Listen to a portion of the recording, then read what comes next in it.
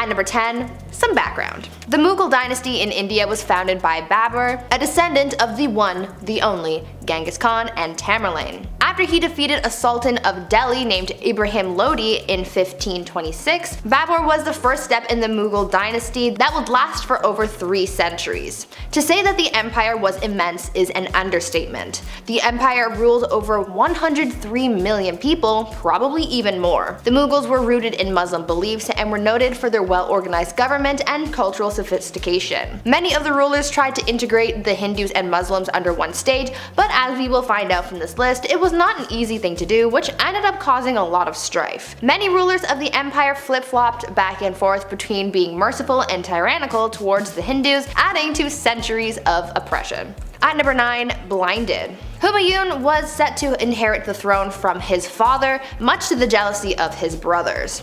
He was 23 when he ascended the throne in 1530 after the death of his father. His brothers reigned over different fiefs, but none of them were satisfied unless they had the crown. He also wasn't the best ruler. Humayun was sent into exile for 15 years after he was overthrown by one of his father's generals, Sher Shah. Humayun fled and eventually ended up in Persia, where he built back up an army through his partnership with the Shah. Slowly he took back his land, facing his own brothers who were constantly scheming against him. But Babur, his father, made him promise that he would never lay a hand on his brothers. But his brother Kamran continued to threaten him, and one instance while defending a fort turned on the innocents trapped inside and took their lives viciously. Kamran, not a good dude. Something needed to be done. He eventually catches his scheming brothers, blinds his brother Kamran, and chains his brother Askari. A little messed up, but not bad for war. Before I carry on with the rest of the video, make sure you guys are subscribed to the channel and maybe consider leaving a like on this video if you're enjoying it so far. At number 8, Akbar. Humayun continued to deal with the competition of his brothers until finally his reign came to an end, but not in the way that you would expect. He was carrying a bunch of books up some stairs and he accidentally fell, leading to a lethal head injury. His 13-year-old son Akbar had to inherit the throne. Akbar would later become known as the Great, but that doesn't mean that he didn't do some questionable things. Where his father failed to conquer, Akbar swept through. But just like his father, he encountered jealousy and dangerous ambition in the dark corners of his reign. In Delhi, an attempt to assassinate him was made, the bowman nearly missing him. Who was behind it? The slave of a nobleman who recently tried to start a rebellion. But the plot thickens. Akbar's foster brother's mother had further designs to establish power for herself through her son, Adam Khan. Khan actually ended up taking the life of Akbar's foster father, which led to Akbar throwing him down the stairs and therefore killing him. The mother died 40 days later due to grief. Grief over her son or the loss of power? Who knows? At number 7, Jahangir. So this guy was super impatient to become the ruler and was getting tired of Daddy Akbar taking his time. So he revolted. Damn, this court honestly was just rife with rebellion. They never got tired of it. In 1599, while his father was otherwise engaged and away from the palace, Prince Salim led a revolt. During the revolt, he even skinned a man alive. Akbar was pissed about this and wrote to his son and said, quote, "I have never skinned a bird alive in my life, and you have treated a human being in this manner." Jahangir then went on to conspire against a close advisor of his father named Abul Fazl, whom Jahangir killed in a small battle. Despite Akbar being devastated at his son's behavior, he was the only male heir left to inherit, so on Akbar's deathbed he forgave his son and implored the nobles to recognize him as a leader. At number 6, sewed to an ox. Now Jahangir was emperor, but the trouble didn't stop there. I saw some sources recognize him as a somewhat benevolent figure, while others said that he was the exact opposite. He was pretty brutal, and his first task was crushing a rebellion against that which his own son began. Apple, not far from the tree. He was traveling to Lahore when he came across 2 nobles who were sympathetic to his son's cause, so he decided to punish them in a very peculiar and violent way. He ordered that one be sewed to the skin of an ass and the other to an ox. Now that is messed up. When he got to Lahore to face the rebels, he crushed them and blinded his own son as punishment. A ruler couldn't have any impediment, so therefore his son could no longer pursue the role. Then he hung his son's followers outside of Taxali Gate. Yeah, so even within the confines of war, this guy had some pretty messed up ideas. At number 5, the horse and his boy. On the less violent end of the spectrum, Jahangir was actually a big fan of the arts, science, and worldly things. Unlike his father, who couldn't read and write, an interesting skill for a ruler not to have, Jahangir was all about it. He really wasn't interested in military, which was a task he left to his son. But he did inherit his father's wealth, and considering he wasn't working in the military, he had time to indulge his curiosity. In his memoirs, there are fantastic paintings of exotic animals. There's a painting of a zebra that has a very funny story behind it. The zebra was being taken as a gift to the Safavid Shah, and it was traveling through the port of the empire. Jahangir heard about it and had it brought to court first, and didn't believe that it was real. He thought that it was a painted horse, so he had people try and wash them off. Only when the paint didn't come off did he realize his mistake and ordered that the wondrous creature be painted. At number 4, Shah Jahan and the Taj Mahal. Okay, so this one isn't messed up for violence or anything, but it is the ultimate love story, and we just can't leave it off this list. There is one part that is messed up to me because, man, I don't even know, but we will get to that. If you've ever been to India, then one of the stops you made on your trips was probably to the Taj Mahal, a breathtaking mausoleum built by the Mughal Emperor Shah Jahan to commemorate the love of his life. Considering how big and intricate it is, you know that their love was bigger than any storybook. An Indian poet called the Taj Mahal a teardrop on the cheek of time, a testament to grief and power. Mumtaz Mahal was Shah Jahan's favorite wife, forsaking all of his other wives just to be with her. They went everywhere together, even on military missions. This is where, from my perspective, where things get crazy. This woman delivered 14 children for her husband. 14. Sadly, whilst giving birth to the last, she passed away, inspiring her king to build this massive structure. Both Shah Jahan and his love are buried beneath it. At number 3, brothers at odds. Shah Jahan's rule was considered the golden rule of the Mughal Empire, so how do you top that? Aurangzeb did not even bother trying, and he kinda sucked. He was Shah Jahan's third son, and he was a very military-minded man, showing tactical and strategic military skill and unrivaled determination. Whereas his brother was a man of letters, and no, not the kind from Supernatural. Aurangzeb wanted power, and so in order to secure his rule, he confined his ailing father to his own palace, caused the death of one of his brothers, and had 2 more of his brothers, a son and a nephew, executed. He was literally committing fratricide left, right, and center. But it didn't matter to him because he gained control. His desire to prematurely end the lives of those who stood in his way was described as, quote, a wolf thirsting for the blood of his brothers, end quote.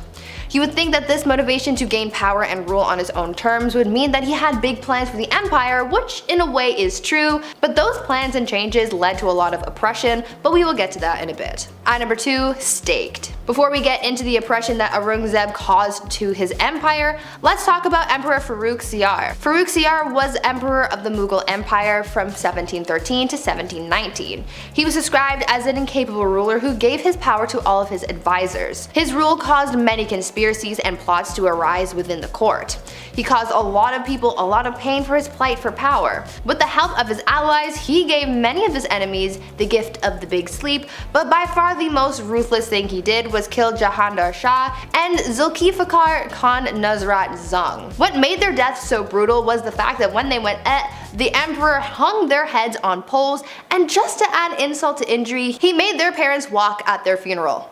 Luckily for the people of the Mughal Empire, Farrukh Siyar was killed by unknown assailants at the instructions of his close relatives, putting an end to his awful reign. And finally, at number 1, the Great Oppressor. Aurangzeb's rule sort of had 2 chapters to it. At first, Aurangzeb was a capable ruler of a mixed Muslim-Hindu empire who was feared yet respected for his vigor and skill, but around 1680, Aurangzeb's rule changed drastically in both policy and attitude. His once unified people of both Muslims and Hindus broke apart, and people of Hindu faith became subordinates, not colleagues. On top of that, Aurangzeb added some more oppression to the mix and not only destroyed Hindu temples, but he also reimposed the jizya tax on non-Muslims, after the tax was initially banned by Emperor Akbar. For the first 20 years of Aurangzeb's rule, he did not impose a tax, but all of a sudden he started demanding these payments, and historians believe that Hindu uprisings are what caused the emperor to act harshly towards the non-Muslim population. This discrimination caused a revolt to unfold that Aurangzeb's third son supported. Aurangzeb spent his last 50 years taking his aggressions out on the Hindus in the empire, and it's for this reason that he is remembered by many as a tyrant. At number 10, the king of hobbies. Everyone has their interests, right? Like, for example, I like video games, and I like watching people scream at their teammates for not helping everyone else out.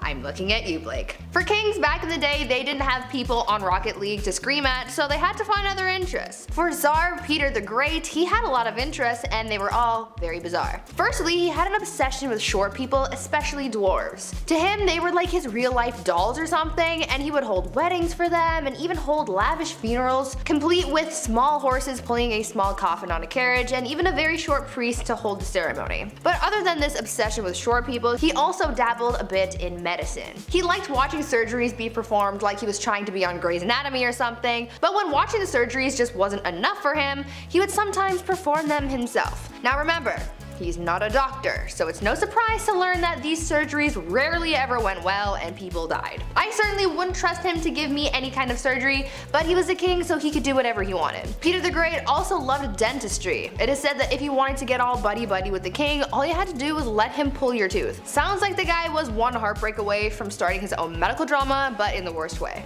Number 9. Banning coffee. This is the worst of the worst, people. Murad IV, Sultan of the Ottoman Empire. The guy banned coffee like an absolute monster. No more triples for you. He was born in 1612, and for the most part, his mother was ruling through him because he was so young. That's often the case with most of these young rulers. They just get, hey, you're 7, now you rule a kingdom, enjoy. It's tough, they're not gonna know what's going on.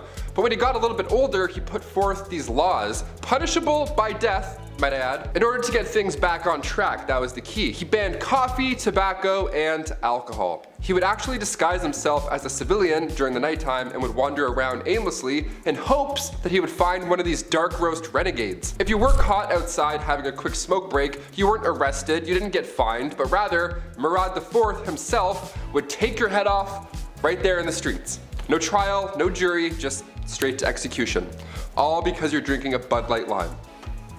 At number 8, why you mad? Now this could be a bit of a controversial opinion, but if your name includes the words the mad, I would assume that you're not doing too great, right? I mean, you have to earn that title, and if it's a title that harsh, that simply begs the question, what in the HE double hockey sticks did you do to get that name? Well, for Charles the Mad, he did a lot. Charles became king when he was only 11 years old, so that certainly didn't help his development, and knowing this kind of helps explain a lot of his actions. He was known for getting really angry and throwing fits of rage, and was known to give people the gift of the big sleep, if you know what I mean. Charles didn't always kill people though, only sometimes. Other times he liked to switch things up. Sometimes he would run around his palace pretending to be a wolf. Other times he would go through phases where he just really didn't want to keep up with his personal hygiene, and he would get so gross that he literally had to be cut out of his own clothes. Now I don't know how long you have to go without bathing to get to that point, but really I don't think I want to know the answer to that question. Charles also thought that he was made of glass, and so he would go through phases where he would sit completely still so that he didn't break. Kind of like Drax from Guardians of the Galaxy, but not as, extraterrestrial. Well, maybe he was. That honestly would explain a lot. Number 7. Party hard. Zhu Huzhou was the emperor of the Ming Dynasty in the early 1500s. Now lately we've been talking about kings and queens, we're on part 2s for both now, and there's a good amount who simply just aren't ready, they're too young to rule. Like Joffrey from Game of Thrones. Kings like that actually existed, they were horrible. They were young, they were too young to know what was right and wrong. Plus they usually have some corrupt parents whispering in their ears the entire time. Zhu took the throne at just age 14, and for a while, ministers were confident that he would grow into the role and become the leader that he was born to be. Well, when he got older, he transformed a zoo just outside of Beijing. He transformed it into his own personal brothel.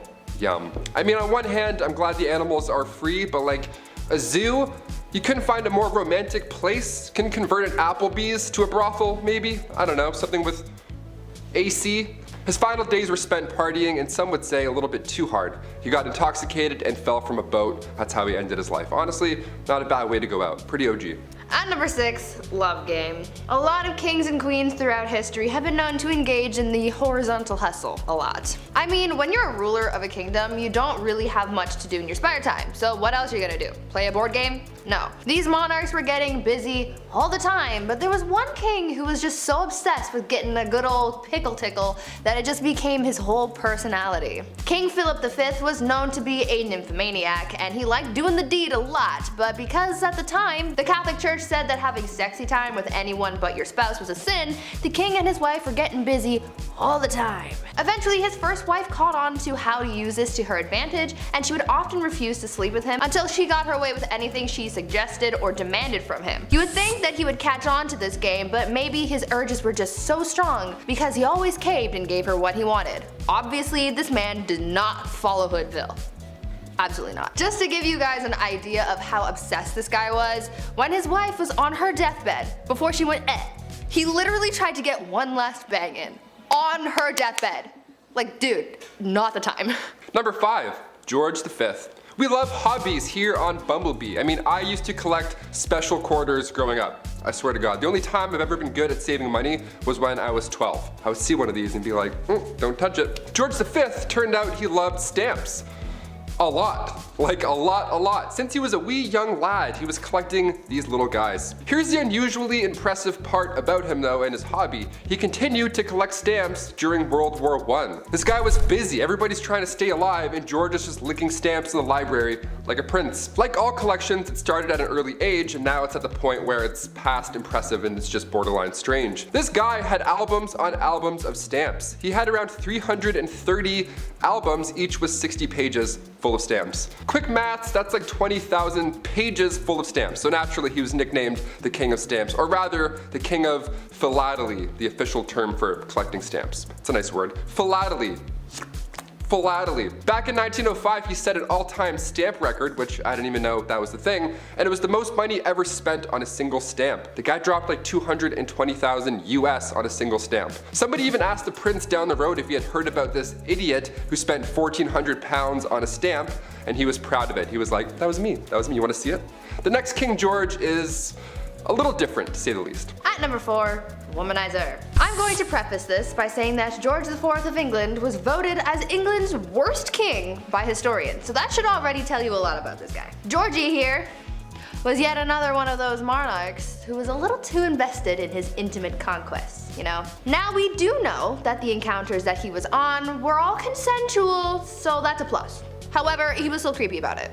Yeah. This man tried everything to get a woman to sleep with him. He would throw a tantrum if she said no, or threaten to end his life if he didn't get to do the 8-legged nature dance, you know? Somehow, this had a pretty good success rate, even though he was not a catch at all. It feels like this was one of those situations where you kind of just give in to make him stop talking, you know?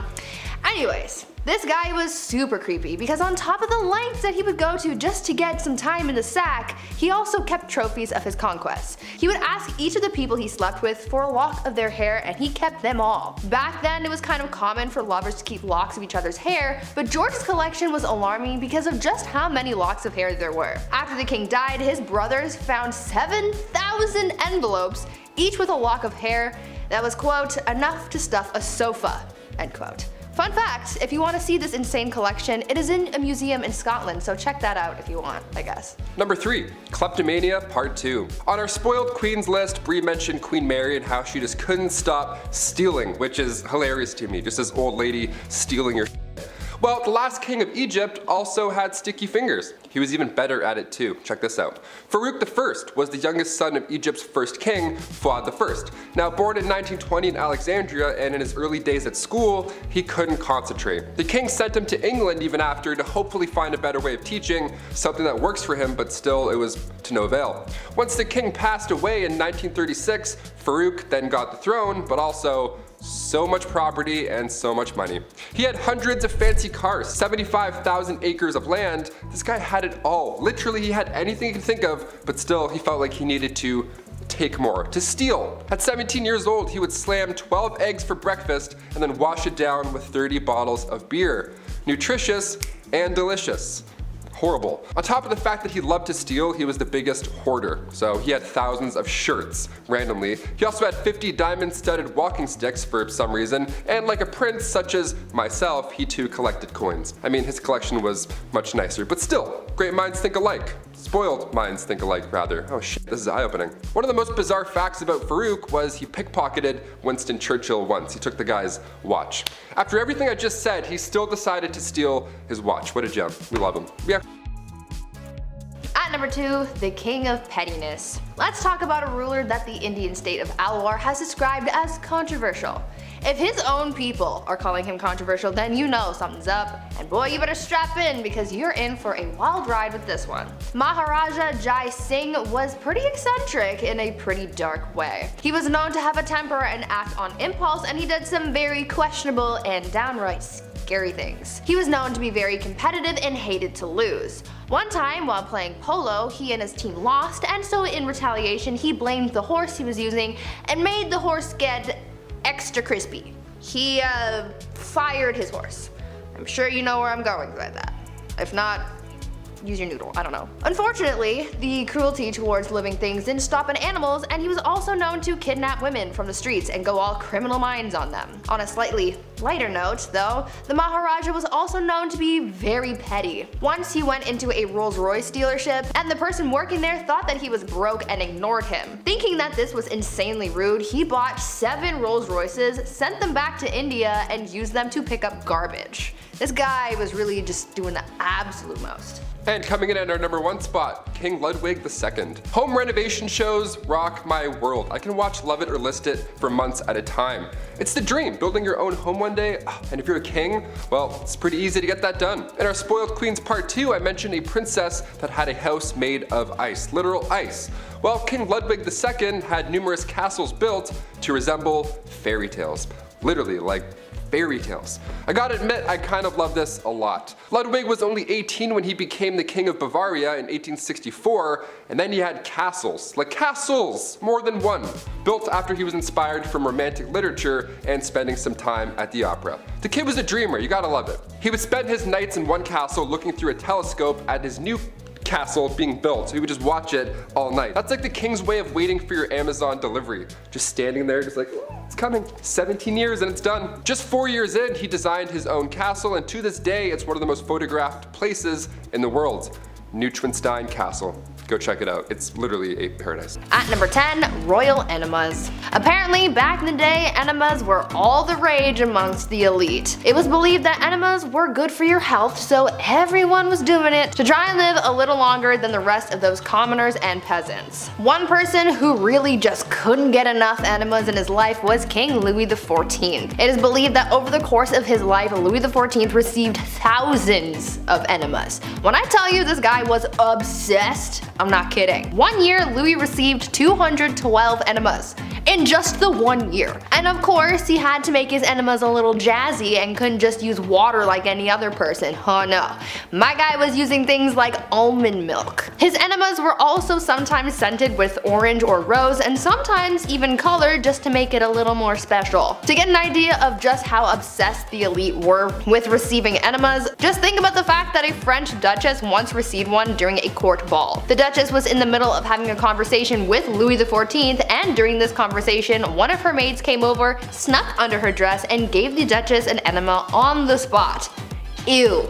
These people were so weird. At number 9, pampered pony. I'm sure I can speak for most people when I say when you have a pet, you love and care for that thing like it is your child, right? Well, one Roman emperor might have taken that concept a little bit too far, because saying that he was obsessed with his horse is an understatement. The Roman emperor known as Caligula had a horse named Incitatus. Caligula was a horse racing enthusiast, so Incitatus was his pride and joy, and not too many people were all that thrilled about it, to be honest. When I tell you this horse was treated better than most people have ever been, I'm not kidding. The horse's stall was made out of marble, his manger was made out of ivory, and he was even fed oats flaked with gold. Caligula was also very adamant about his horse receiving a good and restful sleep before a race, and he was so serious about it that he made guards stand outside of the horse's stable to make sure that the horse remained undisturbed while it slept.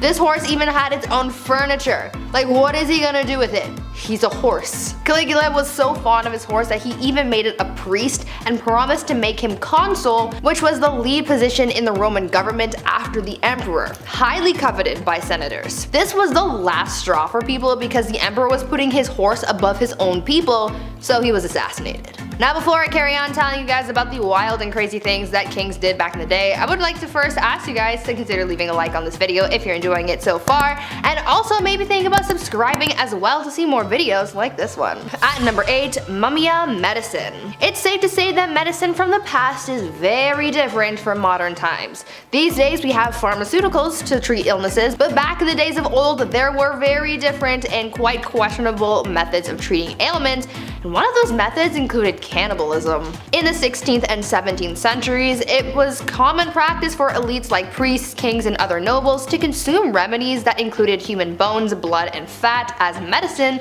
to treat ailments from headaches to epilepsy, and this practice was called Mumia medicine. At first, it started with people using Egyptian mummies and skulls from Irish graves for use in medicine, as bones would be ground and used in different tinctures for various uses. But soon, other parts of the body started to be used. Human fat was later used to treat ailments on the outside of the body, and blood would be consumed as well, as it was believed to contain the vitality of life. Several monarchs were known to use Mumia medicine, like Charles II and William II of England, Francois I of France, and Christian IV of Denmark. At number 7, kissing sheets. For thousands of years, monarchs worried about the threat of being poisoned by their enemies, and so they thought of an array of precautions to take in order to prevent being taken out by some kind of spicy death sauce or something. Many monarchs hired tasters to try their food before it was given to the king to make sure that it wasn't poisoned, but some monarchs were also afraid of being poisoned through something that they touched. This is why Henry VIII hired someone with a very important job to make sure that his bed wasn't poisoned. The person who was tasked with making the king's bed was also required to kiss every part of his bed in the morning. They would kiss the pillows, sheets, and blankets to prove that someone hadn't smeared poison on it. The king was also concerned with people poisoning clothing too, so his clothes as well as his son's clothes were also tested for poison before getting dressed. At number 6, eternal youth. I know that there are a lot of people out there who want to live forever. I am one of those people. I am afraid of dying, but I also want to see what humanity will look like many years from now until the sun consumes the earth. Unfortunately, that's kind of impossible, at least for now, until we come up with some kind of way to make people live longer. But this idea of prolonging your life has been around for thousands of years, and one Chinese emperor was super obsessed with the idea and really tried his best to live for at least another 10,000 years. Emperor Ying Zhang was obsessed with finding a magic elixir that would make him live longer, and he demanded that his subjects find this immortality elixir for him. Now, even though he brought a lot of prosperity to people during his rule, he never let go of his demand for immortality, and it put a lot of pressure on his underlings to find him something to help him live forever, but obviously that didn't happen. He was so concerned with his lifespan that he even brought magicians into his court. His obsession alienated him from his people, and after all of that effort trying to live longer, he died at the age of 49. At number 5, no bathing. These days, bathing is kind of a necessary thing. You gotta be clean, you have to smell nice, you have to practice proper hygiene. But back in the olden days, this was the complete opposite, and nobles rarely ever bathed, and it was kind of a trend. Over time, physicians began to believe that bathing was dangerous, and obviously the nobility tried to protect their lives and well-being at all costs, and so they just stopped bathing. In a popular 16th century medical book, it was advised, quote, "Use not baths or stews nor sweat too much, for all openeth pores of a man's body maketh the venomous air to open and for to infect the blood," end quote. So yeah, they thought that taking a bath would make you sick. In the late 15th century, Queen Isabella of Spain would go around bragging about the fact that she had only ever bathed twice in her whole life. Weird flex, but okay. King James IV apparently never bathed, and his hygiene was so bad that he passed on lice to other people who went into a room that was frequented by the king. He also never washed his hands before eating and would just rub his fingers with the wet end of a napkin. These people were gross. At number 4, prankster king. You know that you're a spoiled king when you can pull pranks on people constantly and never have anyone try and stop you or fight back. This was basically the life of King Christian VII of Denmark, who was known for being pretty childish and playing pranks on people his whole life. He was a troublemaker through and through. He was known to play pranks on his grandmother by putting pins in her throne, and he would throw things at her, and he even ran through the streets with his friend and his mistress, destroying shops and patronizing brothels. He even made his own torture rack, had himself tied to it, and flogged. Why? I have an idea, but I don't want to think about that one too hard. One of the other weird things that he was known to do was leapfrog over dignitaries when they would bow to him. This guy was really quite immature. At number 3, saints in bed. I understand the desire to feel protected by whatever gods or saints you might believe in. That's one of the whole points of religion. However, I think some people can take that idea a little bit too far, and by some people I mean the Spanish royal family. These guys took religion very, very seriously, and they believed that following religion heavily would allow God to heal them when they were sick. So, when a member of the royal family was ill, doctors would remove body parts or even entire corpses of saints from churches and monasteries and would put them in bed with the person who was ill. Yeah, they slept with the corpses of dead saints to be healed of their sickness. Could you imagine if that was still how medicine was practiced today? At number 2, rat court-martial. There has been a record of many kings throughout history who were complete children through and through. Even though many of them grew into adulthood, they still acted immature, and one of the greatest examples of that was Peter III of Russia. He was not a good ruler or a good husband to his wife, who would later become Catherine the Great. Peter spent every night in bed with her playing toy soldiers because he was obsessed with his little dolls. He was so obsessed, in fact, that when a rat chewed the head off one of his toy soldiers, he was so upset that he held a proper military court-martial for the rat. He proclaimed the rat guilty of treason and had it hung in a tiny gallows that he had built for the occasion. It was weird, but in the end that bizarre event helped Catherine overthrow her husband, so I guess it kind of worked out for someone. And finally, at number 1, groom of the stool. Guys, I found the worst job in history. You think working at the 1-star Domino's pizza in your neighborhood is bad? Wait until you find out about the groom of the stool. The groom of the stool was a job created during the reign of Henry VIII, where the role was to monitor and assist the king in his bowel movements. They would carry around a commode at all times, and they were also tasked with monitoring the king's diet and meal times, and would organize the king's days around his break times. They were also tasked with undressing the king for him to do his business, and it's also been suggested that they would have had to, quote, cleanse the royal posterior as well. Sounds like a pretty crappy job to me, but I'm not funny. I'll leave. Number 10. No one's ever really gone. You may have heard that said when losing a family member, a pet, or in the worst Star Wars movies ever made. Sorry, not sorry Disney, those are terrible. But perhaps there is someone who is never really gone. Genghis Khan. Yes, that's right. The ruthless Mongol warrior who conquered so much in his time that we're still talking about it today. So why is this big bad warrior still with us today? Well, that's because of DNA. Yeah, in his time there was lots of activities going on, besides the usual pillaging the village and unaliving those who oppose you. There were a lot of happy endings, let's say, and by that I mean forced non-YouTube friendly conduct bedroom happy endings. So much so that when a study was conducted back in 2003, 8% of men in Asia were thought to be descendants of the mighty man himself. 0.5% worldwide. That doesn't sound like a lot, but we're talking about millions of people here. Next time you go out, you may be brushing shoulders with the warrior's kin. Prepare for battle! Number 9. Henry again? Boy, it's really hard not to talk about this guy. But dude was kinda down bad for it. He's just most well known for his mistreatment of his wives, and by mistreatment, I don't mean getting into a fight over whether or not the toilet seat should be up or down and then having a very toxic argument in front of family members. No, because when Henry was upset with marriage, he wanted divorce, which honestly was kind of taboo for the time. Oh yeah, and he also beheaded 2 of his wives because that's how it goes. I know every couple has their issues to work out, but for most dads out there, having sun-drenched beer-fueled weekends, they never go beheading after that. Although, Dad's been staring at the lawnmower for a while and there's a lot of blades on that.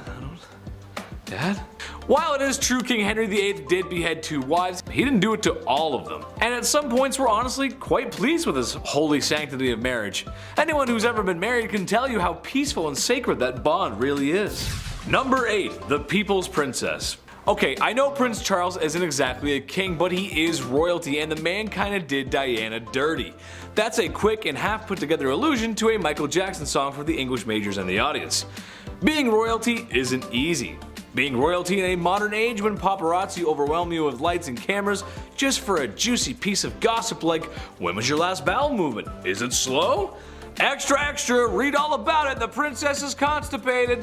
That's just not fun. So after Prince Charles and Princess Diana had been married for a few years, you can understand how excited the media was to find out about their marital disputes. "There was 3 of us in this marriage, so it was a bit crowded," was a quote by Princess Diana that gave the media a field day. Sadly, Prince Charles was having an affair, and it wouldn't be too much longer that Diana would perish in a car accident that may or may not be organized by the royal family themselves. Number 7. Midlife crisis. This one's kinda generalized because if I didn't, I'd have to mention almost every king ever. So here we go. Back in ye olde times, the access to better healthcare just wasn't there. Doctors aren't washing hands. Imagine, Buddy eats some greasy mutton and then says, "Alright, time for your enema." But those aren't the only greasy hands around certain orifices I'm talking about. I'm talking about kings marrying older girls at the ripe age of 12. Yep, that's right. Nothing says experience and womanhood like being 12. People didn't live long, and oftentimes these arranged marriages had ulterior motives, like alliances or business really. However, that does not make up for marrying a 12-year-old who may or may not have started those super weird changing times, like when you were 12 and now there's hair showing up in places that you didn't know there could be hair. I sent a courier to the chief, and he came back with this message: "It ain't it." Number 6. Till death do us part. Love and marriage go together like a horse and carriage, but sometimes the crooning words of Frank Sinatra aren't enough to keep people in love. Sometimes marriages end up like the ones we see on sitcoms, but when there's no laugh track, it's not very funny, and sometimes divorce is the answer. Medieval Germans thought this too, and something they practiced was divorce by combat. Basically, the man goes into a hole with his arm tied behind his back, and the woman is free to move around with a sack of rocks. These proceedings are strange, as I'm sure no husband or wife married today would ever get so frustrated with one another that they would want to hit one another on the head with rocks. Oh, the blessings of being married.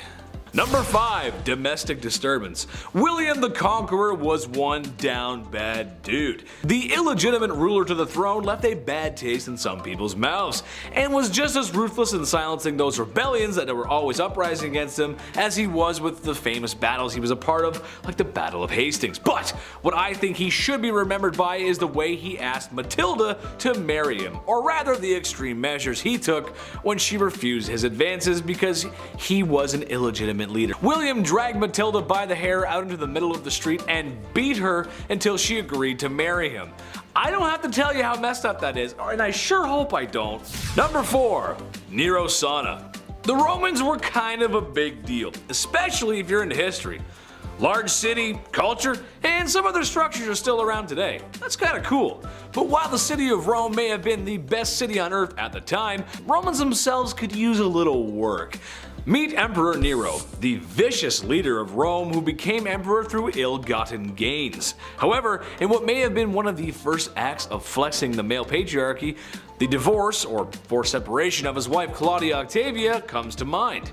It was a rocky marriage from the start. There was a general dislike from the very beginning, but when Nero remarried, as emperors did, he had Octavia banished to an island, where shortly after she would be suffocated in a hot vapor bath. Her demise was sad for most Romans. Oh yeah, and they tried to make it look like she did herself in. That's messed up, man. Number 3. Pedestal. I think in a healthy relationship, you ought to put your partner on a pedestal sometimes. Maybe your partner is drop dead gorgeous. A promising athlete. Really enjoys collecting stamps. You go, little rock star, collect those presidential stamps. However, Emperor Caligula of Rome had some other ideas. He would literally put his wife, who he claimed to love, up on a pedestal stark naked, and let his friends in the military gawk and glare at her. He would also say to her that he could end her life whenever he wanted, and put a knife against her for no reason. Weird flex, but okay. This guy was awful to everyone, as he tormented and unalived so many people. Well, you sure wouldn't want to see his face everywhere, as he liked to do just that. built statues of himself everywhere because after losing your family to his tyranny and looking at his wife, you need to know who's responsible for all this. That's messed up. Number 2, Duzong Duzong Duzong. That wouldn't really be a great fraternity name, would it? Well, the Emperor of Duzong of China would think differently, as when he was in charge, that's pretty much what the royal court looked like. Enough drinking to keep AA in meetings for 100 years, and enough ladies of the evening to... Well, I don't have a joke for this one, but there were a lot of them, trust me. Having massive parties like that and enjoying the company of other women is not how you respect your wife. To make matters worse, it seemed that too much partying may have been a bad thing. Who would have thought? As what he made up for in a fun weekend, he lacked in governing, as the Mongols were at his front door, or gate rather. Eventually, his empire would burn to the ground. All thanks to alcohol, and many women who laid down for their lives, literally. Number 1, side piece. Look, I enjoy the company of a woman just as much as the next king sits on his throne. But in my opinion, once you find a wife, it's time to settle down, relax, no more crazy parties like Duzong. This is another generalization, but every king did this. Every king in the past has had mistresses, as if that is a totally okay thing to do to your wife and oftentimes the queen of your kingdom. I'm a reasonable guy, so maybe I can see having your side piece waiting in the wings to be stage center, but it's never one, is it? It's always multiple. Ladies of the past, all I can say is make sure you give birth to a boy and watch your back. They're coming for you. Kicking off the list at number 10, a goodnight kiss. We'll start off funny, okay? History can be funny sometimes, even when it's not meant to be, and it's meant to be completely serious. I can't help but read this information and laugh. Royals were sweating constantly about people trying to take them out, of course. I mentioned Boy Jones on here a few times. That guy stalked the queen over and over for years. Historically, these royals have been on the lookout for enemies, and the way that they prevent these attacks, yeah, sometimes it can be a little funny. Like the kissing sheets, for example. Have you heard about this weird position in the castle? What an odd job this is. A great deal of monarchs hired taste testers to make sure nobody poisoned their ale, which is, pretty lousy job there. Either having a good day or a bad day, no in between.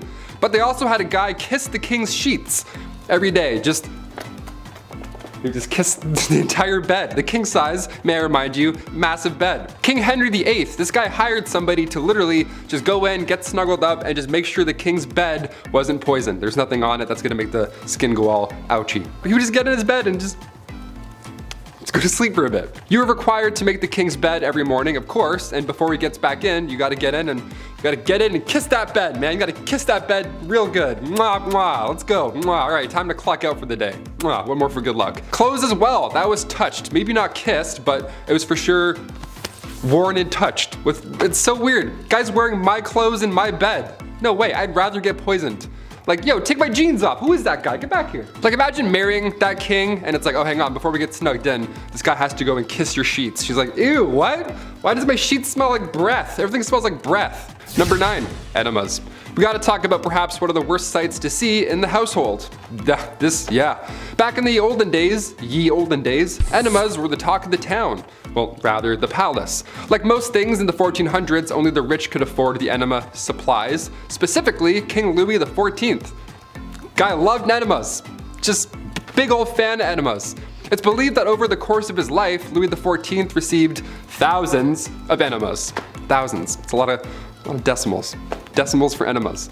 In just 1 year, Louis received 212 enemas. Like, guy, that's like 112 too much, I'd say. I don't know. He would always take it a step further, and dare I say, a step fancier, by using almond milk for the enemas. Imagine being married to a guy and he pulls out almond milk and you're like, oh no, not again, come on, Louis, please, I just ate. Number 8, no bathing in this house. Bathing in the olden days wasn't fully understood, if that makes any sense. Like in a medical book, in an official 16th century medical book, the medical advice was, use not baths or stews, nor sweat too much, for all openeth the pores of a man's body, and maketh the venomous air to enter and for to infect the blood. First of all, huh? What? What does it even mean? Why is every shred of medical knowledge always written in riddles? God forbid you have bronchitis in the 16th century. A doctor would just be like, ah yes, just a drop of ale and a witch's flick and you'll be on your way. Like, what? Do you have any halls? Help me. Help me, dude. No, I'm just mad. Bro, I have pneumonia. I need medicine.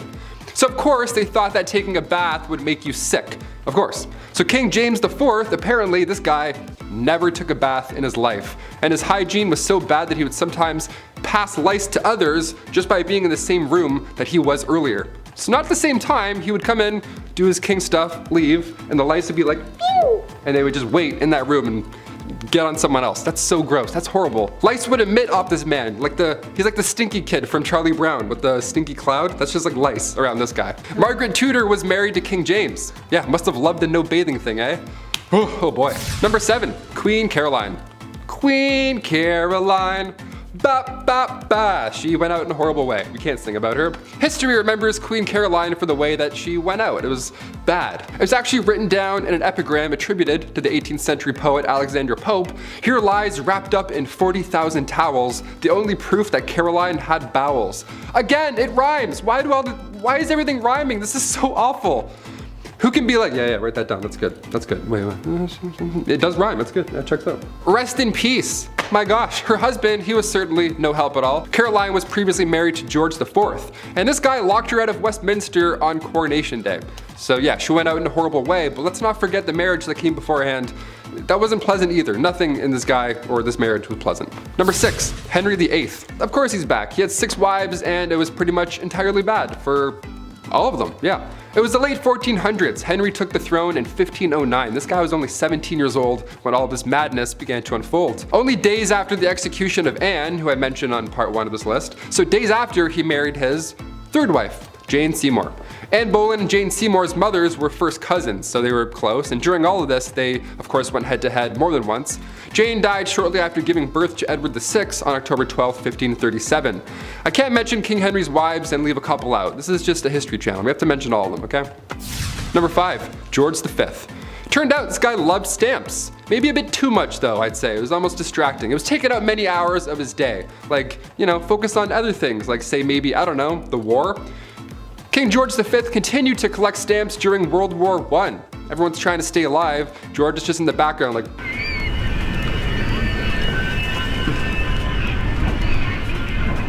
Like all collections, they started at an early age. It's now at a point where it's just, past impressive and borderline strange. Especially if you're a royal, like you're really going hard with this. This guy had albums on albums of stamps. He had around 330 albums, each was 60 pages, full of stamps. That's 20,000 pages full of stamps. That's a lot, way too many stamps. So naturally, he was nicknamed the King of Stamps, or rather the King of Philately. That's the official term for collecting stamps. We're historians here, we have to make it official.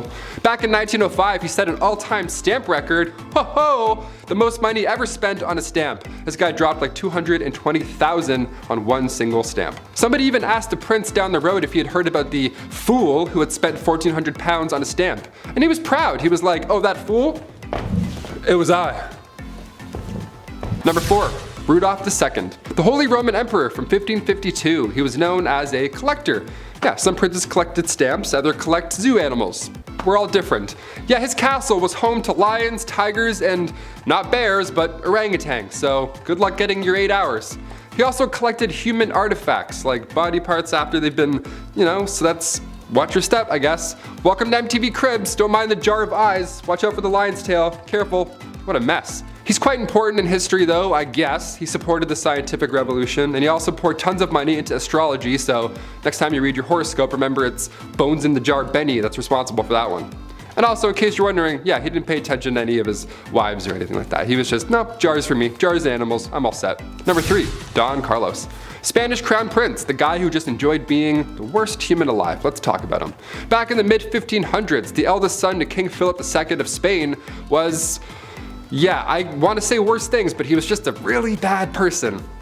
YouTube, he was just a bad guy. Now, it's been noted that he was born with a hunchback and one leg was shorter than the other. Historians like to bring that up first, and how maybe he had the odds against him with these disabilities growing up, and people often feel bad for him a little. To that I say, don't. Nah, don't do it. Don Carlos was made hero of the opera by his dad. Dude was fine. Philip II of Spain? Yeah, he would hurt a lot of people. He would hurt animals and people just for fun. According to historians, Don Carlos once made a cobbler eat a pair of boots because he didn't like how the pair of boots looked. He made somebody eat boots. We're not gonna feel bad for him on Bumblebee today. That's not what we're gonna do. He was also set up to marry Queen Elizabeth of Valois, the eldest daughter of King Henry II, but after a few hours, she was like, no, that's not gonna happen. No way. So she married his father instead. That's what happens. That's what happens when you're In 1564, a few brides were lined up for Don Carlos. Mary, Queen of Scots, was one of them. Margaret of Valois, we know what happened with her, and Anna of Austria. But his mental conditions grew worse and it went south. Shocker. Number 2, Heart of Glass. King Charles VI, once nicknamed the Beloved and then quickly nicknamed the Mad. What happened? After he became King of France in 1380, he would have these episodes, let's call them. He would believe he was made of glass and he didn't want anybody to touch him. He had this glass delusion, which was surprisingly not uncommon, believe it or not, for this time period. Believing you were made out of glass in some way, shape, or form, be it in your head, butt, shoulders, or back, really spiked around the mid-1400s. And Charles VI, aka Charles the Mad, he wouldn't let anybody, not even his wife, near him at all.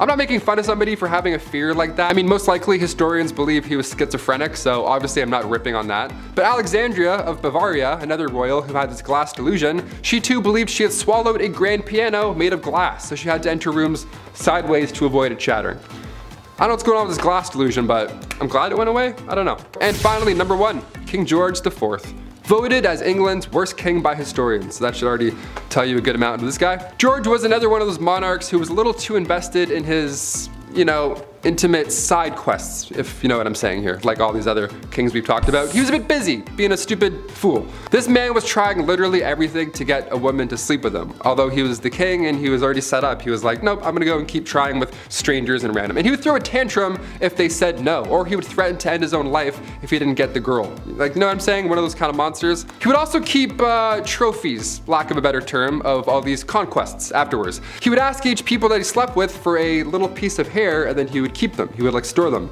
Back then it was kind of common, I guess, for lovers to keep locks of each other's hair. Weirdly enough, because you don't have phone numbers or any sort of way to remember someone, photos, I don't know. So you kept their hair. But after the king died, his brother found 7,000 envelopes, each with a lock of hair that was, quote, enough to stuff a sofa, end quote. So yeah, I'll leave you on that note. I think there's a hair in my mouth. That's kind of gross. Number 10, King Charles I. You can put any king down on this list, really. People weren't as kind and loving as we are now. Or well, less cruel, I guess. King Charles was no different from any other, a monarch sniffing his own farts up in his castle, doing his very best to snuff out religious groups that he didn't agree with. A lot of guys were like that. It's brutal, but that's history, folks. Well, one such measure he took, I think, was so wrong, so heinous, and so criminal, and so offensive that he should have been locked up for life. During the 1600s, this man, in an effort to curb religious views, outlawed Christmas. Yeah, that's right. Outlawed Christmas. That means no gifts, no tree, no Santa Claus, no turkey, no stuffing, no nothing. This was quickly dissolved after he was removed from office. And yes, I know Santa Claus wasn't there then, but it's Santa Claus, it's Christmas. Can't have Christmas without Santa Claus. Number 9, William the Conqueror. You've all probably heard the name William the Conqueror. Battle of Hastings, illegitimate son of the king fighting for the throne, very violently too, I might add. However, today I want to talk about his dating skills. Look, dating can be hard. I get that. There's a lot of anxiety, especially when self-image comes into play. Ooh, I'm too fat. I hate my nose. And what are these legs? Ugh, no one's gonna like me. Everyone thinks like that. And it's always usually right before a date, too. You could be staring in the mirror and then all of a sudden all your bruises, pimples, and blemishes seem to show up out of nowhere. It's weird how that works. Well, William was different though. He was more confident. He didn't have confidence issues like the rest of us. To quote a brilliant chemist, he was the one who knocks. As the story goes, he was quite fond of one lass. She was not fond of him. Classic story, really. So after trying to court her several times and failing, he decided to drag her on the ground by her hair until she said yes. Don't do that. That's bad. Number 8, Genghis Khan. I don't think some folks realize just how brutal this guy really was. I mean, if you've ever played the Ghost of Tsushima game on PlayStation, then you know exactly what the Mongol horde is capable of. Naughty things. The man carved out most of Asia and parts of Europe. In one battle allegedly taking the lives of 1 million people, and all that remained was a mountain of bones and human fat. Ugh, gross. He's been known on how not to treat a lady, and reportedly liked to use his young and newest soldiers as arrow fodder by creating human shields with them. A lot of conscripts in his army were often taken from villages that he conquered. It's kind of how he kept the machine going. So either fight with me or that's picture wrap for you. What a nice guy. What a swell nice guy. Jeez. Number 7, Galizo Maria Sforza. This guy was just bad. Like all bad. Not like Deadpool where he does some bad stuff for good reasons, anti-hero kind of guy. This guy is just straight bad, straight evil. In one story of the Disturbed King, he had a rival's hands chopped off. No more tennis matches. He left prisoners in hanging cages, and even had a priest that made a prediction about him that he didn't find all too flattering in prison with little food and water. It got to the point where the man had to eat his own refuse. So if you cross Galeazzo Maria Sforza, don't do it. Number 6, Ivan the Terrible. I'm not that familiar with Russian history before the year 1900, but there is a lot to unpack. It's not all Lenin and hammers and sickles and such. Ivan the Terrible was the first Tsar of Russia, and he was quite the specimen. From having struck his daughter-in-law and unlifing his son in a fit of rage, he was one nasty dude. However, I believe the story of him in St. Basil's Cathedral is more noteworthy. As the story goes, Ivan commissioned an architect to build St. Basil's Cathedral. If you've ever seen it, you know how gorgeous it is. All the onion palace buildings and whatnot, you know what I'm talking about. Ivan was so impressed with the architect's work that he had his eyes gouged out so that no one could ever build another structure or gaze upon another structure as magnificent as the cathedral. That's hardcore, dude. That's pretty hardcore. So if you do a bad job, he probably would have got rid of you, and if you do a good job, he'll still get rid of you. Number 5, Ferdinand I of Naples. This one is so strange, I can't even. I have to mention. I cannot not say it. In a nutshell, Ferdinand looked normal. Just your average European king. I mean, what could be wrong about this guy, right? He looks pretty normal. Well, the guy was basically Buffalo Bill. Ferdinand liked to keep his enemies close, taking after a little bit of Michael Corleone. However, so close that oftentimes dinner guests would mysteriously disappear and end up not breathing. Afterwards, they would be mummified and pickled and dressed as if they were still alive. He would then invite more guests over for dinner to show them what could happen if they crossed him. He would open the doors and show them a sick dinner-esque area play thing of people dressed up, and that's what bad people do. That's what Buffalo Bill would do. That's gross. We don't like that. Number 4, Henry VIII. Are you even surprised he's on this list? I mean, come on, it's Henry VIII. But I support all healthy marriages, and I support healthy divorces. Sometimes things just don't work out, but that doesn't mean you have to go all Johnny Depp on the situation. There's better ways to work things out. Well, in Henry's case, it may not be televised on national TV, or global TV in this case. It was more like Edward Scissorhands, if you will. Henry VIII is famous for dealing with his wives. When the church would not grant him the divorce he so wished for, he removed his wife's head from her body. And then he remarried and divorced another, and then another one lost her head and then divorced another, and then finally he passed away and the wife lived on. It makes sense, sure, that's... All I'm saying is the man went a little too far, that's all I'm saying, just a little bit. Number 3, John, King of England. This is the dude who wrote the Magna Carta, which for legal students everywhere is like Planet Krypton. It's where it all starts. The whole Superman, the law, everything. It's the basis of everything. Besides Hammurabi's Code, of course. Well, it's not like he signed it very enthusiastically, and the man really wasn't the nicest. He's also known for taking 22 of his most noble knights and throwing them away in a dungeon until they starved and didn't wake up for, well, no breakfast. He betrayed his brother, Richard the Lionheart, the very famous Richard the Lionheart, who also wasn't very nice either, and is suspected of being the mastermind behind the de-lifing of his nephew. Ooh, talk about family scandal. Number 2, Napoleon Bonaparte. I know, hear me out though. The story of France and Napoleon is one for the history books. I mean, really, it's so strange. Imagine a country that violently overthrows its king and queen, and then while in the middle of that, which could be described as the worst political strife in history, you then go to war, which, if you know how it's not a good idea. You're probably going to lose. Except Napoleon didn't lose. Napoleon took France to war like 5 times. within a short time period and won most of them. It's pretty good. Well, good for winning, not good for the people that didn't make it. That's when he declared himself Emperor of France and kind of lost his way, which it's stupid because it defeated the whole purpose and point of the revolution and the democracy that the people were so fighting for. Eventually, the international community caught up with him and banned him to an island twice. Because he came back and said, I'm back, and they're, no, back to the island. Go back. You're going back. Number 1, Elvis Presley. Look, I know, it's Elvis, but he's the king of rock and roll, man. You can't go wrong with Elvis. Plus, it kind of works too, because I think people have a really good image of him, but he actually wasn't. You'll see. He is the king of rock and roll, to be fair, and he's more famous than any king on this list, actually. But the king of rock and roll isn't so squeaky clean, and certainly not a stranger to crime and scandal. At some points in his career, you could find him excessive drinking and using illicit substances, if you will. He might have had to put on those jailhouse rocking denims, well, for real. Back in 1956, at the peak of his fame, really, Elvis got into a physical altercation with 2 gas station attendants after fans began to crowd him. It was a messy situation, and he was actually up on charges of battery and disorderly conduct. Not a good look for the king, baby. The king's gotta stay clean. At number 10, kleptomania. If you were a queen, then you would think that you had enough money to just buy whatever your little heart desired.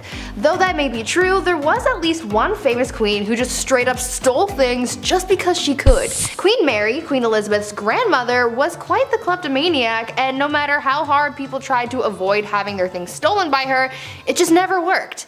When the queen would visit someone's house, she would walk around looking at whatever knickknacks you had lying around, and when she found something that she liked, she would stand there and just sigh super loudly to get someone's attention. Much like how my dog used to sigh dramatically when he wanted food. Anyways, usually when someone heard the sigh, they knew that this was a sign that the queen wanted whatever she was gazing upon.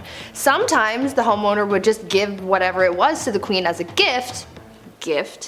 But if it was something that they weren't willing to part with, then she would either try to buy it off them or just straight up take it when no one was looking.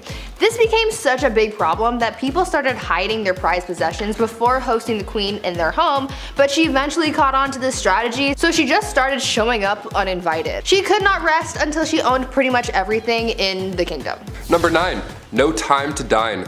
If I'm eating, don't acknowledge me as a human being. I sound like a pug when I eat, okay? I don't waste any time. I love food, okay? It's business. Now, if you're a queen and you eat fast, well, everybody else has to eat fast as well. This began back in Queen Victoria's time. The queen loved to feast, and she didn't waste any time at all. Like, it's really fast. The way the royal family works is that when the queen is done, that course or that meal, you're also done. So when Queen Victoria would smash an entire 7-course meal in 30 minutes, which apparently she could do easily, you'd be blowing on your soup still and Queen Victoria would already be telling everybody to pack it up. That's stressful. All because she could eat lots of food in a short amount of time. Also, once the queen gave a toast, you couldn't even speak. Also, once the queen placed her cutlery on the table, regardless of where you were during that course, everybody's plate would then be taken away at the same time. And the next one would then come in. I would just put my food in my pockets, you know, screw it. It's almost like when you go to all-you-can-eat sushi and you have like some sushi left over, you don't want to waste it. You're like, you know what? I'm not paying that bill. At number 8, cross-dressing. Empress Elizabeth was quite the character, I guess you could say. Since she was a monarch, she could do whatever she wanted, and that is exactly what she did. You see, she was quite into fashion, more specifically men's fashion. The Empress believed that she just had legs for days, like Naomi Campbell, and she wanted to show them off to the world, but the only problem with that was the fact that back then, pants were reserved for men, and so since she wore dresses all the time, no one got to see her godly legs. Well, to combat that, Elizabeth came up with a solution. She was known to hold huge parties where everyone had to cross-dress. She only did this so that it would give her an excuse to wear pants. And I mean, she could have if she just wanted to wear them on a regular day, but she didn't want to be the only woman in men's clothing, so she made everyone else dress up too. At these parties, no one looked good or really enjoyed themselves for that matter. Women complained that the men's clothing they wore to these parties were unflattering, and the men were just all over the place because they didn't know how to maneuver a hoop skirt. The only person really having a fun time was Empress Elizabeth, but I guess that was really the whole point. Number 7, check on the dead. Funerals are pretty expensive, especially a royal one at that. It takes a lot of power to dig up and then carry these massive caskets around, which back in the day was even more exhausting.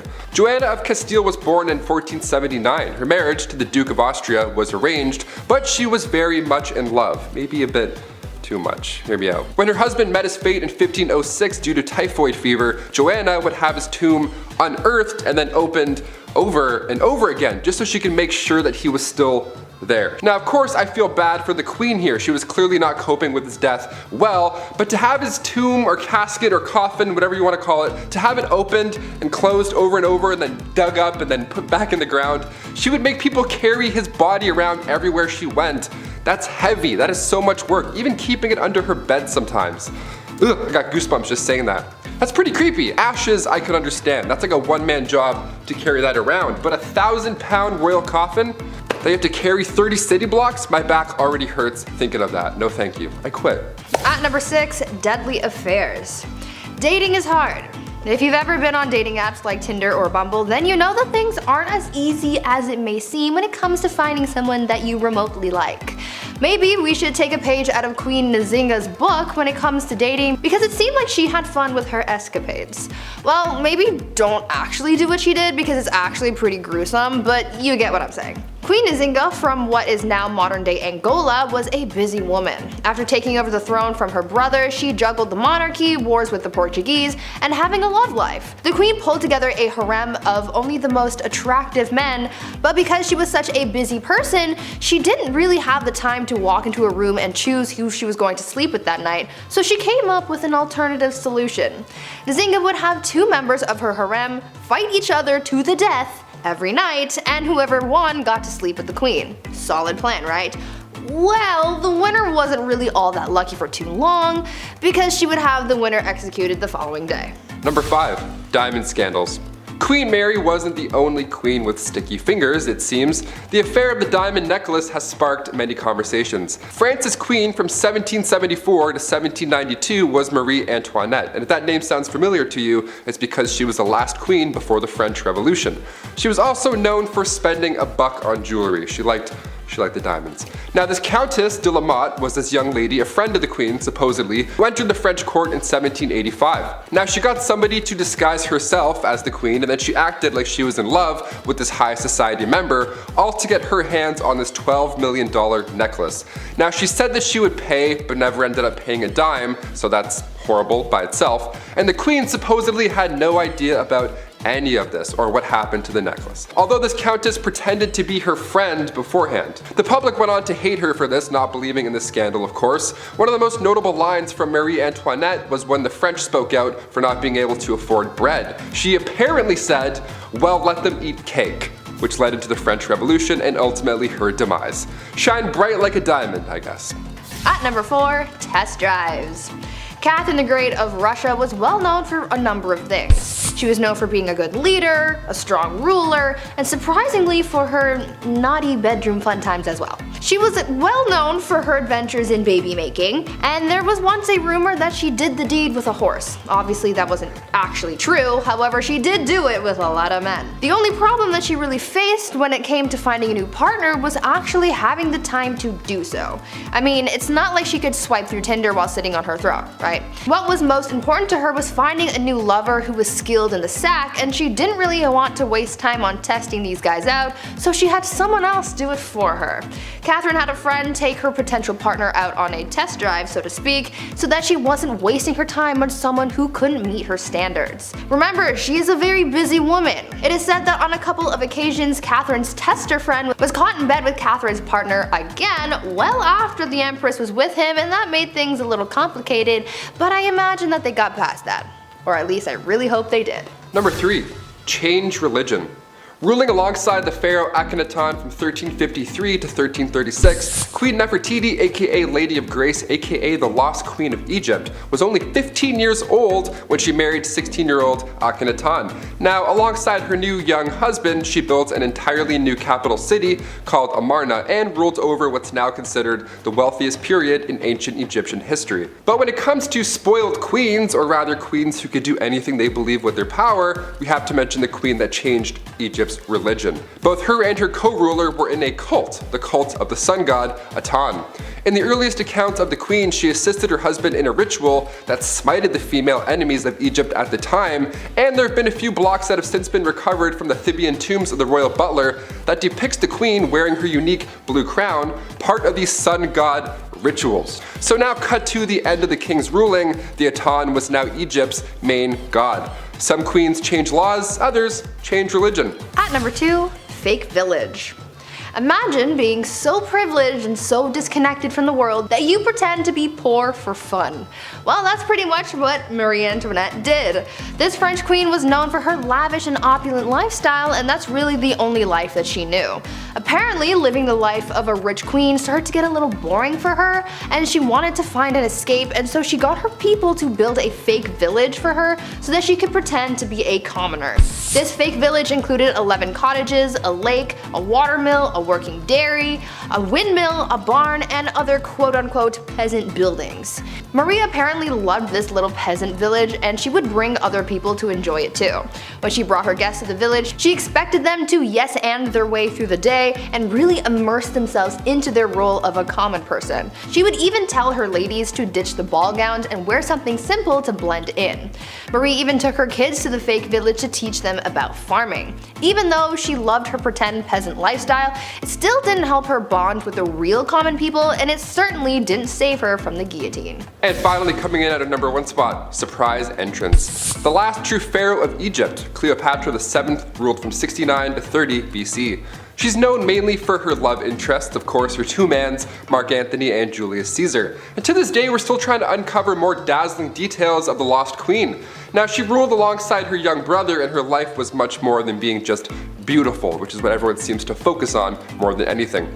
Both children were assigned to the throne, Cleopatra being 18 and little bro being 10 years old. So Cleopatra, being a little older, therefore a little wiser, became the ruler. A couple of years passed, and eventually Cleopatra was pushed out of Alexandria over her greed for power, classic, but her little brother, equally a co-ruler, had her driven out. He was jealous, and honestly, I'm the youngest in my family, I kinda get it. But Cleopatra wasn't quite done yet. She had a few tricks up her sleeve. Believing she was the goddess Isis reborn, this beautiful goddess, Cleopatra made these dazzling entrances whenever she could. Most notably in 48 BC, right when Caesar arrived in Alexandria during that family feud with Ptolemy VIII. She wanted to meet the Roman general, but she couldn't be seen because there was a little bit of family beef, so she had herself wrapped up in a linen sack and then personally delivered to Caesar's bedroom. Hashtag your order has arrived. Surprise. Now, she won the heart of Rome's future dictator here, obviously, and eventually she regained Egypt's throne. Her brother wasn't too fond of this alliance, and in the following battle, he drowned in the Nile River, resulting in Cleopatra's return to power. Number 10, Elizabeth I. Good old Queen Bess is one of the most remembered queens in the British monarchy, male or female. She's a pretty big deal. Elizabeth loved to make her fellow male nobles fall under her spell. She was witty, cunning, and very well liked by her court. However, one of the things that earned her some enemies was establishing a Protestant England. Her sister Mary, her predecessor, fought very hard for the opposite. She was very Catholic, and we will get to how bloody that was later, but Queen Bess a lot of people off, especially Spain. She was supposed to marry the Catholic Spanish king after her sister passed, but she turned him down. This led to a conflict between Protestant England and Catholic Spain, but her navy defeated the Spanish Armada in 1588. Mary, Queen of Scots, laid claim to the English throne and was one of Lizzie's greatest internal threats. Mary was a Catholic, which made all the Catholics of England back her. Mary was also presumed to be behind several assassination attempts against the Queen. Finally, Queen Elizabeth had to take action, and after keeping her cousin hostage for 20 years, she finally had to have her executed. And we'll talk more about her later. Number 9, Catherine the Great. So Catherine the Great was called the Great for a reason. She was a pretty epic woman by most accounts. She even had one of the first vaccines, which is pretty crazy. Though she wasn't actually born in Russia or even Russian at all, Catherine was not content to go down in history quietly. She considered herself an enlightened ruler, and history tends to agree, with aims of prioritizing education for the people. She had many lovers, and there is enough evidence to suggest that the son she had was illegitimate. Peter III of Russia was hardly the man Catherine intended on marrying, and later planned a coup against him, which resulted in her position of power. However, the coup did turn bloody when on July 17th, Peter died under mysterious circumstances. There isn't proof that she was directly involved or even knew about it, but it cast a dark shadow over her reign for the rest of the time. Number 8. Grace O'Malley. We've got enough traditional royalty on this list that we definitely need to spice it up. Enter Grace O'Malley, the Pirate Queen of Ireland. Pirate Queen! What a title. Definitely considered unholy behavior, Grace abandoned the traditions of women of the time and fled to the sea.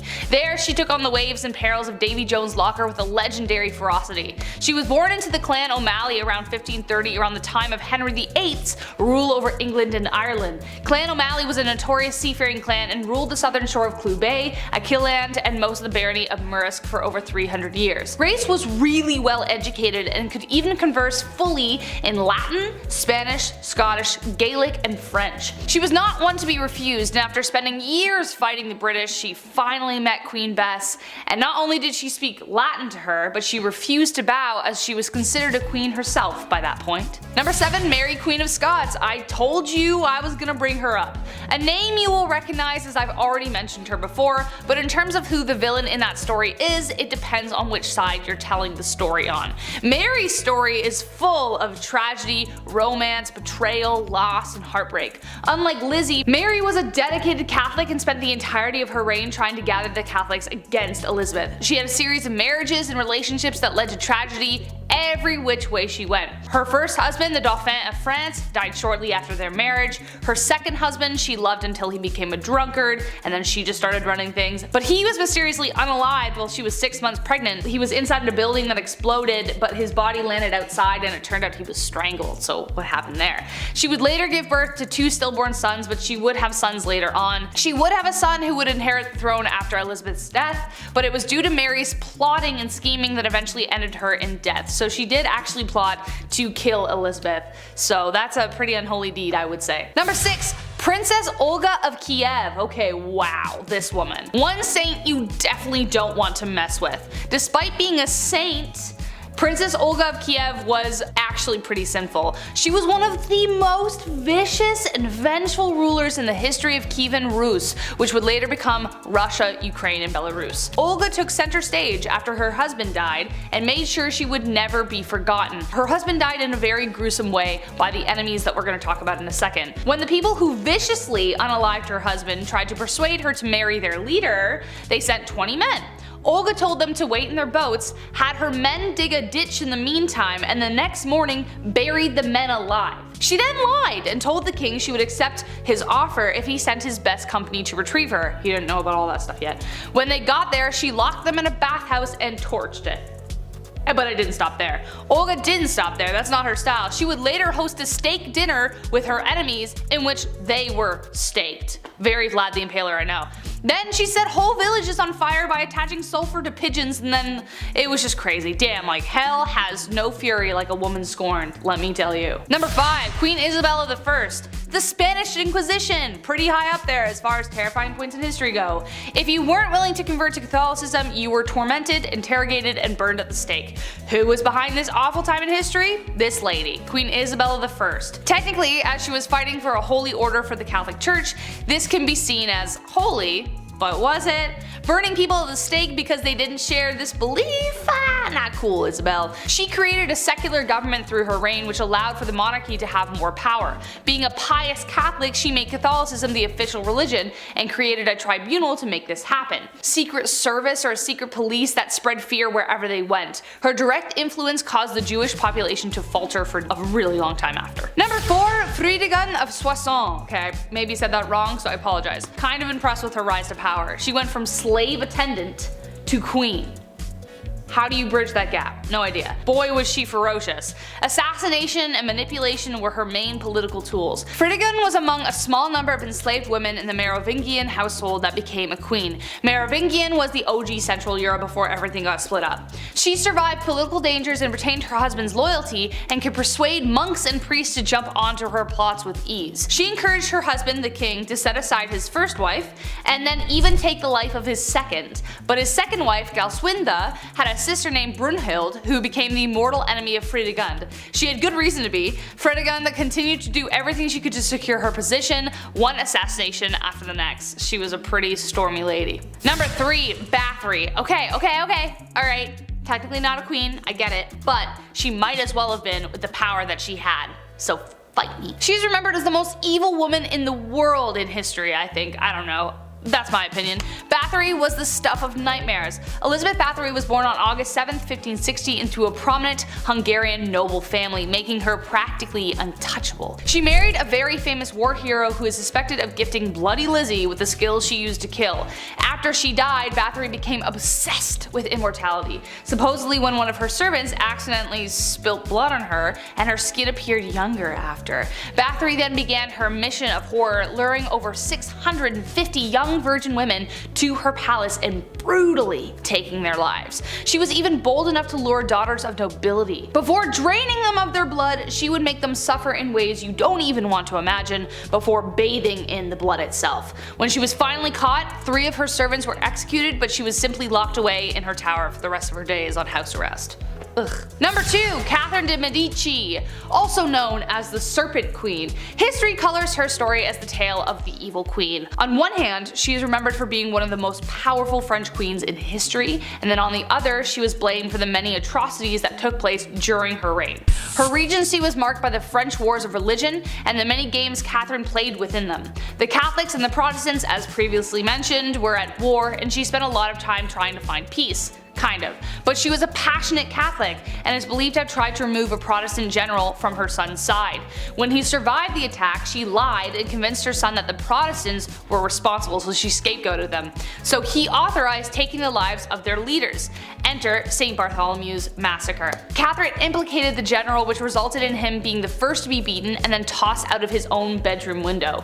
An estimated 3,000 French Protestants were taken out in Paris, but the total countrywide was around 70,000. And last but not least, Bloody Mary, actually known as Queen Mary I of England, so no, I'm not talking about the girl you say in the mirror 3 times so that she appears and you're like, wow, I'm haunted forever.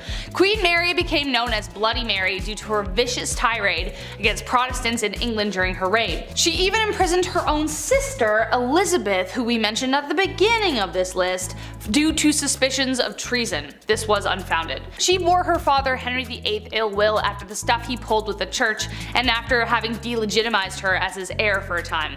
After Mary took the throne and married the Catholic King of Spain, she began carrying out her plan for England to become Catholic once again. In 1555, she revived England's heresy laws and began burning offenders at the stake, starting with her father's longtime advisor, Thomas Cranmer, the Archbishop of Canterbury. She burned over 300 convicted heretics, most of them being common citizens, and dozens more died in prison, hence giving her the name of Bloody Mary. Kicking off the list at number 10, Heart of Glass. Alexandria of Bavaria, the royal who believed she had swallowed a grand piano made of glass. I'm not joking, yeah, she was a princess, so not technically a queen, but this is so insane that I had to kick off this list with it. The 23-year-old Bavarian princess was quite the scholar. She was known to enjoy literature, but she equally put energy into convincing those around her that she'd swallowed a piano made entirely of glass when she was a wee child. She grew up afraid that her inner piano would shatter. We have an inner demon, she has an inner piano made of glass. So she would enter rooms slowly and sideways, I'm not kidding, to, you know, avoid cracking that personal piano problem. Just like King Charles VI, he thought he was going to break at any given moment. Saying you were made of glass was quite an uncommon delusion. The victims were more often than not royalty. They had glass, they watched this fancy material shatter in their hands all the time. No wonder, it probably scared them. There's actually a play on this glass delusion. It's called The Glass Piano by Alex Sobler. Quite recent too, apparently it's a blast. Check it out if you have the chance. We love that. Keep writing plays about glass pianos. This is insane. At number 9, Rosemary's Baby. Back in the days of old, it was very important to the monarchy to have a male heir. Many kings throughout history have been known to get very upset when they weren't given a son to inherit the throne, and they put a lot of pressure on their wives to give them a boy. Why? I don't know. Boys kinda stuck.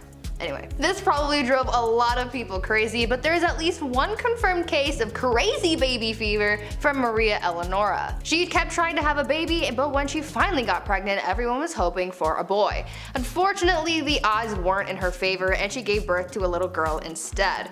People knew that Maria would get absolutely triggered upon learning of her baby's gender, so they kept it a secret from her as long as they could, but eventually they had to tell her, and Maria was pissed. She really went went looking for that receipt to return that baby and get a refund or at least a store credit. When she found out the baby was a girl, the queen reacted by saying, quote, "Instead of a son, I am given a daughter, dark and ugly with a great nose and black eyes. Take her from me, I will not have such a monster." End quote. Like, damn. Tell her how you really feel. After that, mysterious things started happening to this baby, like a wooden beam mysteriously falling into the baby's crib and somehow accidentally falling down the stairs. Even the nurse once dropped the poor kid onto the stone floor. Like, I get it. You're disappointed, but that's still your kid, and a lot of people aren't given that privilege, so be grateful for your spawn. Number 8. Dirty talk. Going back to the 15th century to Queen Isabella of Spain, now it's not uncommon for queens to brag, be it about their wealth, status, their mans, you name it. But to brag that you've only bathed twice in your life, that's a bit odd. What's the deal with this? Okay, well, back in 537 AD, Rome had 11 aqueducts that ran over about 1,000 public fountains, okay? Over 900 bathhouses included. It was quite important, but when invading Goths cut them off, the Catholic Church literally had no idea how to fix the problem. So instead, they just told everybody that bathing was a sin only practiced by pagans. So at one point in history, you could have ran a bath, thrown in a bath bomb, relaxed for an hour, got out, and then immediately you're a sinner. Worst of the worst, too. How dare you? Having a bath on Monday afternoon, you monster, you pagan monster. The Old Spice guy would have rocked their world. At number 7, Mother Knows Best. I think after hearing about these queens who've done some dark things to get their way, you would think that it's safe to say you don't mess with a woman and her plight for power. Unless you want to end up 6 feet under, that is. One Roman Empress, Julia Agrippina of Rome, was pretty spoiled already. She lived a lavish life, her husband was the emperor, and she had a family. But that just wasn't enough for her, and she wanted it all. Julia was quite ambitious, and she spent most of her early life trying to dethrone her predecessors. She believed that she and her son had a claim to the Roman throne by birthright, and so she bamboozled her way into royalty by tricking her uncle Claudius into changing Roman law so that they could get married. Ew. Suddenly though, after they got married and she became empress, Claudius died, and most people think that Julia had something to do with it. That's likely the case. She and her son Nero went on to rule Rome from 49 to 54 CE. Julia stayed by her son's side for as long as she could so that she could hold on to her power, but eventually Nero got tired of his mother manipulating him and he had her forced out of power. Julia, as you could imagine, was furious because power was the one thing in the world that she desired most, and so she rallied a group of supporters to try and overthrow her son, but the plans backfired and she was expelled instead. Talk about ambition getting the best of you. Number 6. We are family. The last queen of Madagascar. Queen Rana Valona was one of the worst. She was born in 1788 and she ruled over the kingdom for 33 years. She was so cruel and violent that she would often choose violence first in order to preserve independence over the island. She's known as the most ruthless queen in history. After the death of her husband, she just went mad with that new power. In the late 1700s, her king brought peace to the land, but of course there were traditionalists who opposed him. The king's uncle at one point tried to take him out, but a local warned the king. That king repaid the local by adopting his daughter, Rana Valona, to marry his son, Prince Radama. Now, when her prince was alive, they didn't get along at all. And then come 1810, the king passed away, giving Ranilova the promotion of a lifetime. It's also theorized that she poisoned him too, so that's horrible. Ranilova kept away the advances of the French and the British and left bodies of those who tried to attack out for display on the beach. Lovely, like bobbleheads. In 1845, Queen Rana Valona ordered 50,000 subjects to build roads across the jungle for 4 months straight for this massive buffalo hunt. Well, 10,000 of those poor souls died of starvation and exhaustion, and also not one buffalo was hunted, nor seen. Great plan. At number 5, Queen Batman. Batman. He is justice. We know this. Well, long before Batman, there was a queen who sought vengeance, and she did it in the most brutal way. Olga of Kiev became queen regent in 945 CE after her husband was killed because her son was just too young to rule yet. Olga knew that once her son was old enough to be crowned king, her power would be taken away, so she had to do the most that she could with her power while it still lasted, and so she used her powers as monarch to seek justice for her husband's death. She was able to get her husband's killers captured and killed using scalding water, but she soon developed a thirst for suffering apparently, and she just kept on going after people. She would not rest until everyone associated with the people who killed her husband were all eliminated. So if you ever breathe in the general vicinity of the guy who offed her hubby, you could kiss your life goodbye. Olga took hundreds of people out of the tribe that her killers were from. She devised a plan to bury their tribe's leaders alive, and she even came up with a plan to set fire to their entire village. It is said that Olga may have locked the tribe's leaders in a bathhouse and burned it down, but we don't know for sure. All we know is that she definitely was not okay. Number 4. No crust. This next one, honestly, I stand by. I see no wrong here. Queen Elizabeth II, still rocking to this day. She's been known for a few funny, quirky queen things. Like one of my favorites, for example, she has somebody on payroll who breaks in new shoes for the queen. Every time I buy Vans, my ankle always does that little foot rub. If only I were a queen, damn it. But we're talking about unusual things here, and one of the weirdest things I've ever heard is that the queen has refused crust on her sandwiches. This has been a no-go for about 150 years. It's not recent at all. You might be thinking, oh, maybe she's old, she can't chew her jawbones. Nope. Way back. This goes way back for no reason. Right around the time of Queen Victoria and her husband Albert. They viewed anything square-shaped as bad luck because it looked like a coffin. I've never thought about death while eating grilled cheese, but now I definitely will. Thank you. This must be a pretty scary job, cutting the crust off the queen's bread. My hands would be shaking the entire time. Also, diagonal or down the middle? Let us know. There's only one right answer. At number 3, Evil Empress. This next empress is pretty similar to Olga of Kiev, whom I talked about earlier. Empress Wu Zetian also had a thirst for blood and suffering, but not towards people who have necessarily wronged her. You see, when she came into power, she was determined to keep that power by any means necessary, so she had all of her rivals killed. So anyone who could possibly overthrow her or come for her seat on the throne was eliminated. The empress ordered the execution of the previous empress, as well as members of her own family, including her own newborn daughter. She didn't want to risk anyone taking away her power, including her own offspring apparently. She didn't hold back on the methods of eliminating her rivals either. Yeah, sure, she could have just done a 1-2 stabby stabby and called it a day, but that's no fun. Instead, she had people poisoned, strangled, mutilated, or even burned or boiled alive. Good soup. Eventually, she retired from her part-time job of sending people back to their maker and started spending more time with her lovers and getting addicted to aphrodisiacs. People weren't quick to forget about all that bloodshed though, and so to get back at her, they had all of her lovers killed and the empress was exiled. She got a little too greedy and karma came back with a vengeance. Number 2, Ice Palace. If you're a fan of the film Frozen, this next one is gonna get you jazzed right up. Anna Ivanova, the Empress of Russia from 1730 to 1740. Okay, so in celebration over their victory with the Ottoman Empire, Anna gave the order to build an ice house, this massive ice palace. Best place to cool down if you ask me. I'll leave. This ice palace was pretty impressive. If I was there, I would 100% lick the walls. Obviously, someone definitely did, you know that for a fact. 20 meters by 50 meters, and even more impressive, there were ice trees and ice birds sculpted inside. How magical is that? Anna arranged this marriage with a prince and one of her maids. Now they didn't know each other, they were forced to ride an elephant, and all the guests were dressed up like clowns.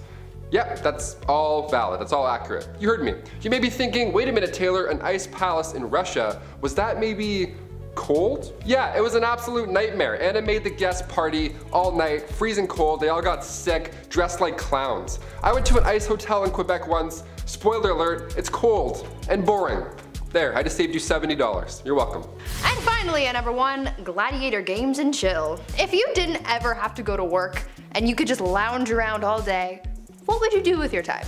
Really, anything could be possible. You could be like the Bruno Mars Lazy song. Well, there's one empress from back in ancient Rome who occupied her time with the company of others. Apparently, Empress Valeria Messalina was famous for her exploits. Since she was empress and she had all this time and money and no one to tell her no, she took full advantage of that and bought a house, turned it into a brothel, and made that her side hustle. A lot like Littlefinger from Game of Thrones. Though she had a collection of women who worked there, she also was known to invite upper-class ladies to participate in the nightly escapades as well. And don't think that Valeria did jump in as well. She was considered to be quite something in the sack. In the wise words of Ludacris and Little John, she was a lady in the streets, but a freak in the bed. The Empress was known to be such a hardcore participant that she would win games where they would compete to sleep with the most men in one night. One time she won the round after being with 25 men. one night. She did the absolute most, but at least she was having fun. Number 10. Girl Troubles. Maria Eleonora of Brandenburg was a kind and loving mother, so long as you were a boy. Unfortunately for the royal mom, she had a great difficulty giving birth to a male heir. So when her daughter Christina was born, Maria proclaimed that she was given a dark and ugly daughter with black eyes. Eleonora often called her a monster. Oh yeah, and she did try to kill her on several occasions. Nothing says mental stability like blaming your daughter for being a daughter, and not more like a son, because the male-dominated patriarchy that is royal society has no effect on this, right? Number 9. Eyes on Irene. Irene was born into nobility and worked her way up the royal hierarchy. So why is Irene on this list? That's because she's probably the worst mother ever. When her son Constantine grew into adulthood, he made efforts to sideline his mother and challenge her position as a ruler. Irene, feeling some angry mom energy, retaliated in probably the worst way. In 797, Irene organized the capture of her son, and when he tried to escape, ordered that his eyes be gouged out. Constantine would later die of his injuries. Listen, I've had my fair share of minutes clocked out in the timeout corner. You can ask any one of my teachers, they'll tell you. And maybe even a few times today I should be put in the timeout corner too. But holy shit, mom, eye gouging? I ain't that bad. Sheesh. Number 8. No cake for you. Marie Antoinette was the last queen of France, and for good reason. To make a long story short, she was part of the upper class nobility who benefited from the poor and overworked. When in a time of economic ruin, she still found a way to live a life of excess, while literally everyone else suffered. Spending all of France's money on completely ridiculous items, even by Lady Gaga standards, she jokingly became known as Madame Deficit. Eventually, she would be executed in the Revolution. The expression "let them eat cake" was most likely not said by her or by anyone, but regardless if it was, it's a statement to show the complete disconnect and ignorance the nobility had when understanding just how bad things were for the working class. They most likely didn't care either. People were starving and putting heads on pikes. Do you really think they had time for cake, your highness? Oh, to be as beautiful and ignorant as an 18th century queen. Number 7. Lovers touch. Some couples flourish, others fizzle out. Some keep their privacy, and others like to make out in the hallways, right in front of everyone. Yeah, you know the ones. It's always by a classroom you have to walk by, or it's by your locker. Joanna of Castile leans more towards awkward locker makeouts. It's speculated that she may have had some form of mental illness. After her mother fell ill, she was reported not to be eating or sleeping, which doesn't sound that bad actually. She was also a very envious person who oftentimes expressed her distaste for her husband's mistresses, reportedly attacking one on occasion, which again, doesn't sound that bad. And when her husband died of illness, she kept very close to the man's body and traveled over 600 kilometers with it, where he was to be buried, where she would often open the casket and embrace the cadaver, and kiss him. Oh, okay, that's where the unholiness is, gotcha. I know medical knowledge wasn't great, but if your husband died of an illness, you couldn't seriously think that kissing him was a good idea. This is like the third royal I've come across that has a fixation on corpses. Sometimes you just gotta let the dead be dead, man. Number 6, who are you gonna call? Queen Maria I of Portugal might have actually been insane. And no, not like come on down to my local car dealership, these prices are insane, more like the Joker on a magic white powder that shan't be named just in case. I don't want to make you too big angy. She was known for ranting and raving, screaming that she had been damned. Perhaps it was phantoms of the night demonizing the poor soul. In attempts to cure her madness, such advanced scientific treatments like bloodletting and enemas were tried in order to cure her. The enema kinda makes sense. Maybe she's a little blocked up, it happens, I don't know. There were other attempts to cure her of her madness, but nothing seemed to work. While her first years in power were good, no one was ready for what they got afterwards. Hi, yes, I'm calling from the royal court. We think the queen needs an exorcism. Yeah, we tried that. Yeah, we tried that too. Yes, and we did try the tried and true method of enema, yes.